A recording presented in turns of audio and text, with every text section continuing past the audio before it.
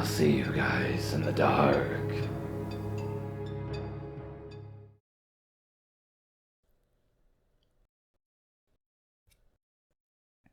So I work at a multi-billion-dollar retail chain, and besides my main other department, which is also the back room, there is a second department I've cross-trained in that I work in for a couple of hours each morning, and every Saturday accepting deliveries. Now, I'm of average build, not overweight, but not as slender as I used to be. I have kids, so I have a bit of a mommy tummy that I've fought to get rid of for years. I think I look average, but used to get a lot of attention back in the day from young men, around when I was in my 20s. I'm now in my mid-30s, and though I look a little younger, it's not as much as it used to be. These days, the only guys eyeing me are the 10-plus years older than me, and yeah, usually not attractive either. I'm married and not looking for a replacement either. I love my husband to death. There's a good variety of delivery drivers who deliver to my store, and I know many of the regulars by name. Every now and then there is a new driver for a substitute driver for one of the companies that we order from, but for the most part, it's the same people. So there's a regular driver who comes in every Saturday to deliver milk. We'll call him Mike. He's mid-50s, nearing retirement age for the company he works for. He's friendly and cheerful, and always greets everyone happily. He always loves making jokes. He even does the shave and haircut 2 bits, knock on your bay door when he arrives kind of thing. I've always thought that he was pretty cool, and even said he was my favorite delivery driver since he's so nice. I think he may have gotten the wrong idea, though. When I first started there, the other lady who used to substitute to the apartment warned me that Mike was a terrible flirt, and that he liked to try to get with all the ladies.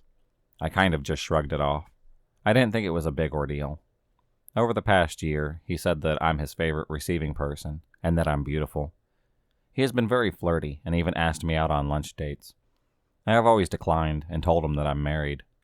This hasn't deterred him in the least. He could care less about all of that.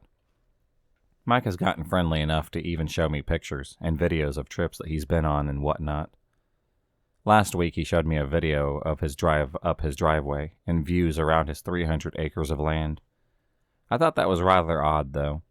I mean, why show someone your driveway all of a sudden and show off your land? What was his goal in all of this? He started calling me a nickname recently, too, which no one ever really called me, as it was something only my creeper dad ever called me. Even my husband knows to steer clear of that nickname because it triggers me. It's an obvious nickname for my name, but no one uses it. Kind of like Mike is a nickname for Michael, or Kate for Caitlin. Well, yesterday, just before he left, he said something that I wasn't expecting. Mike asked me if he would shrink wrap me and take me with him. I gave him a firm and immediate no. This immediately made me think of a murder that happened in my area before I moved out here, where a woman was saran wrapped by her boyfriend and dumped naked, and saran wrapped on the side of the highway. The police were never able to connect the guy to the murder, though. The locals knew he had to be the one who did it, and I was told he left the area right after that. The more I think of this question, the more it creeped me out. I wonder if I should report it to management, or just call him to cut that crap out next time I see him as a warning. The company prefers people to tell harassers to stop before reporting an issue, but I'm not sure if this falls into that category, or is creepy enough to be something that I should be reporting. What do you guys think? All I know is I'm really uncomfortable having to see him again next Saturday when he delivers again. Update. I took my manager aside and told her the situation, and she agreed that it definitely wasn't appropriate, and that she wants a written statement from me on the matter. So we'll see how it's handled. If he stops delivering to the store, or stops being creepy, I'll know it's been handled properly. I talked to my assistant manager on Friday, and she said that it was being handled by ethics, so not at the store level. I told her I was thinking of having my supervisor shadow me while the guy was there on Saturday. Saturday morning came through, and I felt like crap, and really didn't want to have to deal with him on top of already feeling tired, so I just called out. Some poor support manager had to deal with him instead of me. I don't know how long it will take them to address the issue, but I hope that it stops soon. So my case is back and being investigated at store level again. Did the statement and answered questions and whatnot. Won't know anything for a while, I'm guessing.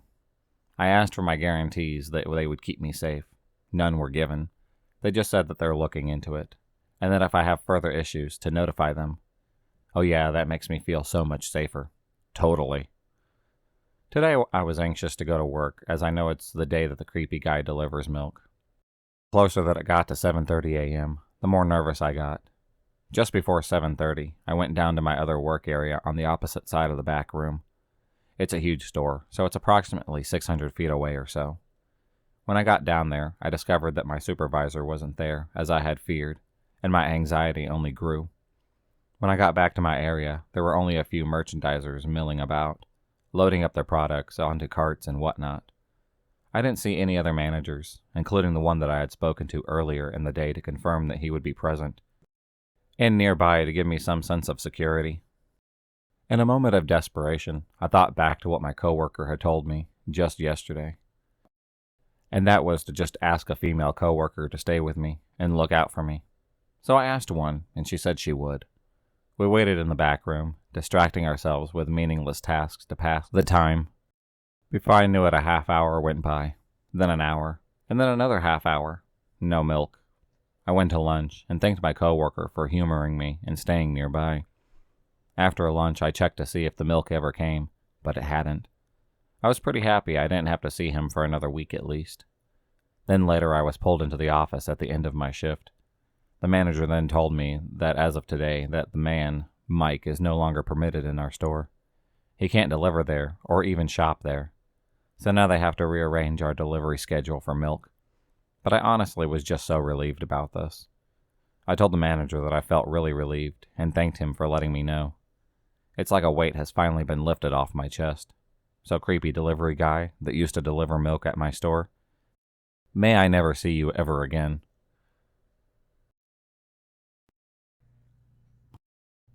This happened a couple of years ago. I was receiving a weekly produce order at work. It was relatively early in the morning, and I was alone. I saw the delivery truck pull up, and noticed right away it was not the usual delivery driver. My spidey senses didn't immediately start tingling, though. Fast forward to me letting the guy in. Everything seemed fine at first, as he unloaded the order. But then, when he finished, I noticed how amped up he seemed. He asked me out of nowhere if I'm native. Odd question, but I replied that I am not. Keep in mind that I live in the city that has a long history of missing and murdered indigenous women. He then proceeds to tell me that his girlfriend is native, and he often thinks about how easy it would be to strangle her during intercourse, and then somewhat laughs maniacally. I start to freak out on the inside, but keep my cool on the outside. I just stand there, staring at him while he laughs. Then he asks if I watch true crime shows. I do all the time, but I reply that I don't. He then goes into graphic detail about a show he watched the other night, where a woman was killed, and then burnt, and had her ashes sprinkled along the highway. He looks like a kid at a candy store while telling me this. He mentions that it would be a brilliant way to get rid of someone. Anywho, I managed to keep my cool the whole time, and rush him out of work.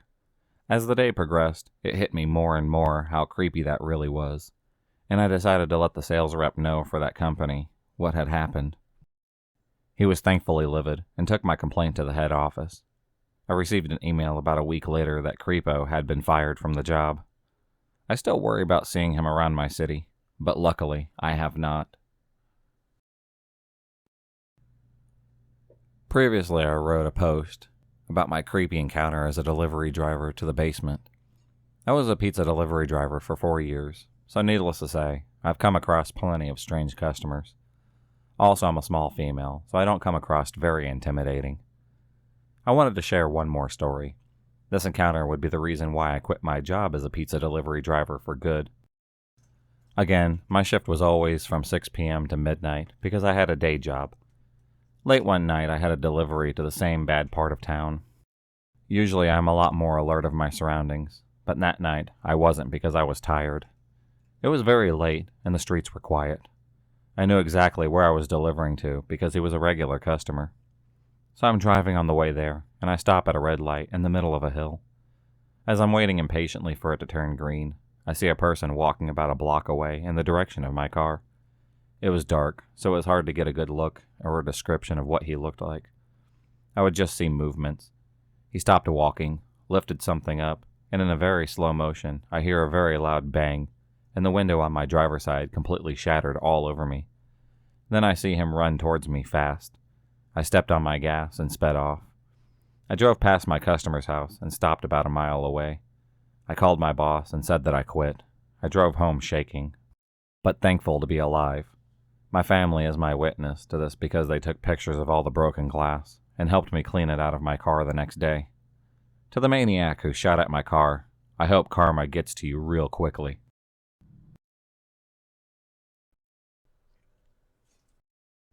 This happened back in 2016, but it still gives me the creeps. Let me set the scene.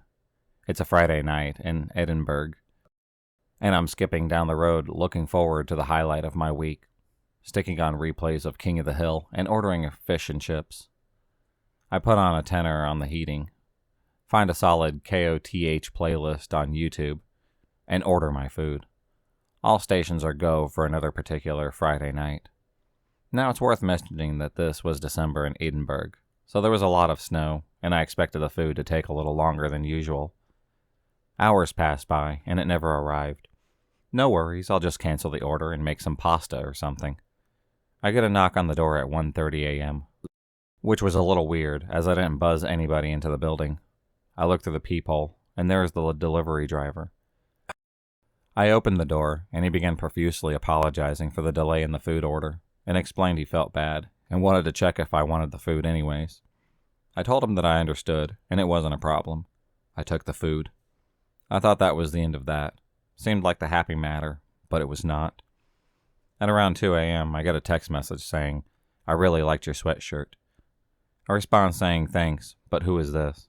He replies, "It's your delivery driver." At this point, I'm pretty annoyed at the nerve of this man, but also spooked as it was clear I lived alone, and this man had sauntered straight into my building.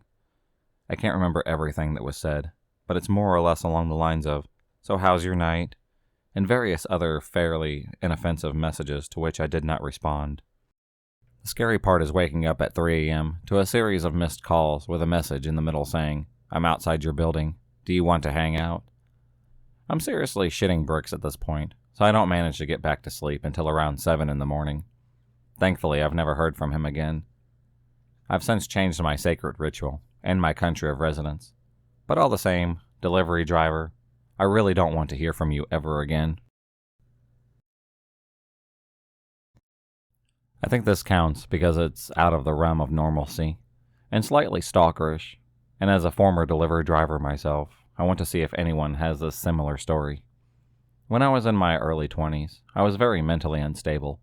Shout out to 6 years since my last psych hospitalization, and being the most functional and stable that I've ever been my entire life. Lonely and desperate for friends.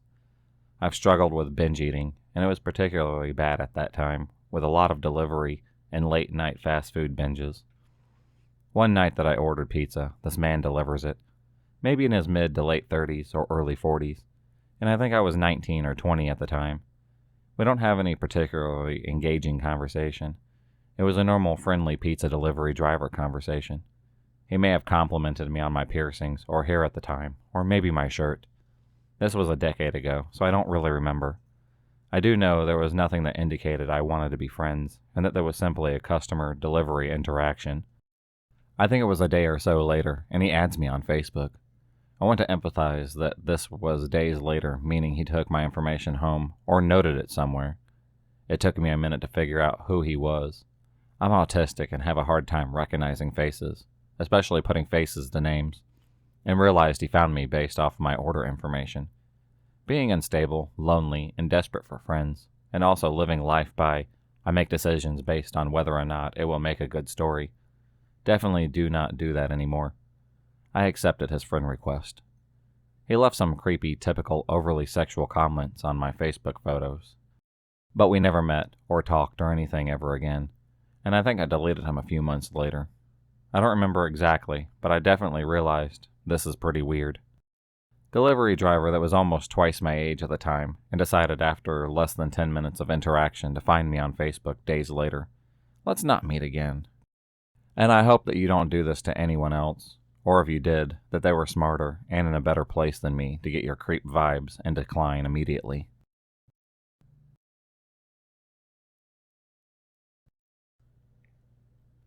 This was years ago when I was 16 or 17. I'm 32 now, and was recently talking to someone about this, and how at retrospect it was a pretty creepy experience. I grew up in a small town a ways outside of San Diego.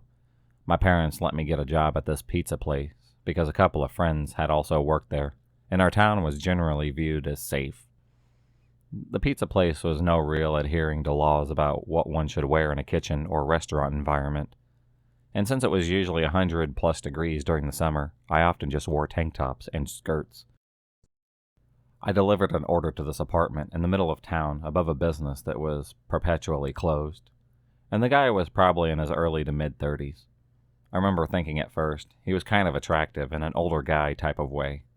Super tan, tattoos, no shirt on, and he had really blue eyes. He asked me to bring the order inside so that he could get the cash, and I did. Again, in retrospect, I'm like, that was so dumb. I went into his apartment and remember was just kind of looking at me like he was eating me with his eyes. He asked me a few questions about myself. How long have I worked there? Things like that. Then poured 2 shots of whiskey, and my dumbass was like, "Oh, cool. Thank you." I did the shot with him. Stupid, yes. A lot of my coworkers would get offered to smoke a bowl, etc. during deliveries. So I was like, why not? Then he started pressuring me for my phone number, asking when I get off, things like that. I told him I have a boyfriend when he asked for my number, but he was persistent and really wanted me to come over after I got off. He also kept being really pushy, asking if my hair was naturally red, looking me up and down, things like that. He was asking what time I get off, telling me he'd pick me up, etc. I eventually left and went back to work, thinking, that was kind of weird. Nothing ever came of it, but I always got a sort of sinking in my pit of my stomach feeling whenever I drove by that apartment. I had told my manager that he was trying to get my number and come over after work, so he wouldn't let the shop take orders from the guy anymore. I think about how dumb I was to A, get into that apartment, B, take that shot, and then, thank goodness, I wasn't stupid enough to go there after work or something like that. Who knows what would have happened to me if I did. If you enjoyed this video, please subscribe, like, and hit the bell for notifications on future videos and become a stalker of the night. And I'll see you next time.